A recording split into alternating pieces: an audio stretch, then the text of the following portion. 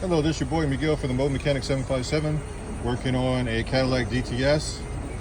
If you're wondering where in the world your battery is, if you own this kind of car, you pull up the rear seats. Hold on, let me clean off the lens.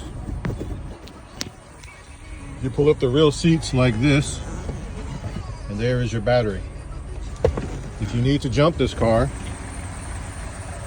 you will come directly right here.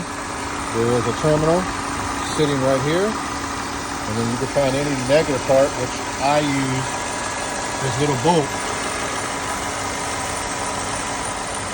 There is your coolant reservoir, and then this bolt. This is just a mechanic tip. If you have this kind of car and you're wondering where to jump this car at, and you're in a situation, or you're saying where is the battery, you just go to the back seat and you lift up on both sides, and then you have it right there, your battery right there to replace this on this vehicle. If AutoZone in advance says, oh, we can't replace it, just lift the seat up for them so they can replace it for you free of charge.